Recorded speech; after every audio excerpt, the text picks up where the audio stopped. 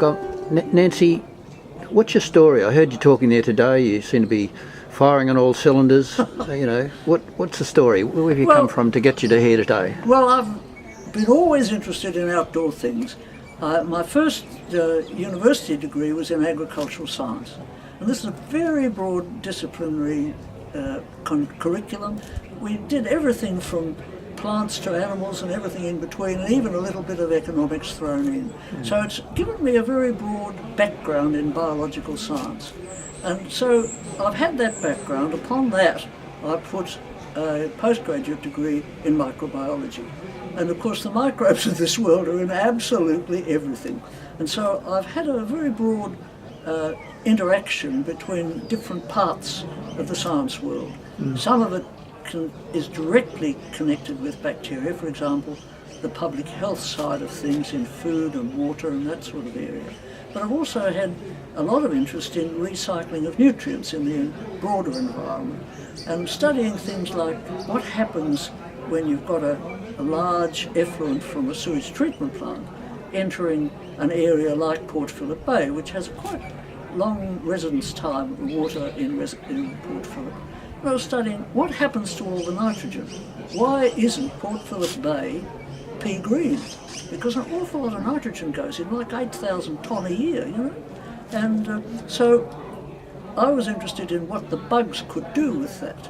And I'd had as a fundamental study a long time ago, looking at what the bacteria do, or certain species of them are able, when they would ordinarily like to use oxygen as the last acceptor of all their electrons and hydrogen and so on. But when they're anaerobic, no oxygen about, but there happens to be some nitrate about, they will use that as the acceptor. And of course that means that the fixed nitrogen in the form of nitrate is lost to the water phase, goes up as gas. And a very good study was done by CSIRO of the bay. Is a huge ecosystem, the whole caboodle. They did sums on how much nitrogen was in the fish and in the water, in the sediments, and in the seaweeds and the algae, everything that was in there. And they did a study of the circulation of the water, and they had a huge deficit of nitrogen. The nitrogen was lost. They knew how much went in, and they knew how much was in each of the pools, but there was a huge blank as to where had all the stuff gone. And so they then looked at the sediments themselves at depth. And in the middle of Port Phillip Bay, there's about 20 centimetres of very, very soft silt. And in that, there are a whole stack of shrimps and worms that live at the bottom of burrows. And they bring the water down from the surface, which has nitrate and ammonia in it. They bring it down for them to use at the bottom of their burrow. But the nitrogen and the oxygen, which is in that nitrate, which is in the water column, diffuses out into the sediment, where a new lot of bacteria get hold of it and send it up the spout as nitrogen. So that's huge cycle of nitrogen is taking place.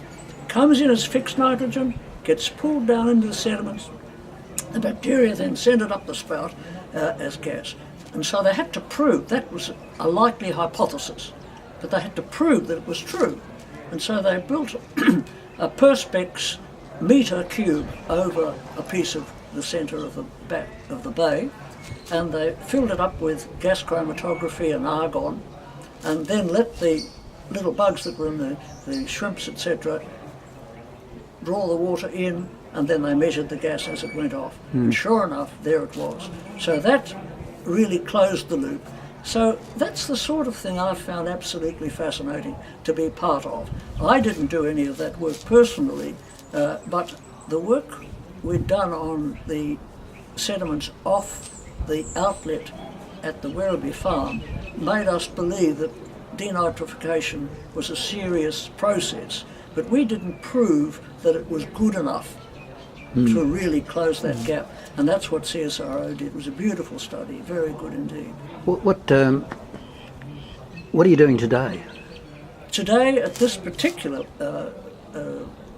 camp, I'm just interested in the things that Parkes volunteers do for Parks Victoria. Because I'm on the Environment Committee which looks to what sort of research should parks be doing in its parks. And I'm forever conscious of the need for monitoring and measuring, and the amount of labour that goes into any of those sorts of things is just enormous. And what the volunteers through the Friends of the Parks, the groups that look after individual parks and do all sorts of jobs, I didn't have an opportunity to talk about them, but they don't do just monitoring. They do weeding, they make surveys, they do counts, they look after paths. They do all sorts of things. They educate school groups, they talk to them, they run shops, they do all sorts of educative things as well as physical things in their parks. They interact with councils over issues which the council has a right to understand and be conscious of, and they talk with parks and all sorts of folks like that, so that the importance of the parks as the lungs of the people, if you like, and I think the parks motto, which is healthy parks for healthy people, and I think the volunteers through the Friends group does a great job, and they invited me to come down, and I always love to do it and listen to the sorts of things they do, and I've never ceased to be astonished at the range of duties, of jobs that they undertake. And it gives them pleasure, and I don't deny that for a minute, but it's also of enormous value to parks. How do you feel in your day when you're not at places like this? Well, I still, very kindly, the University of Melbourne allows me to have an office, and I serve on quite a number of committees, including the ones for parks, Food Safety Council and a couple of things of that sort, where I do that sort of thing. And if people ask me to do jobs for them, I try to do that as best I can. So I fill myself in, but I'm getting to the stage where I'm getting past my use-by date. Yeah.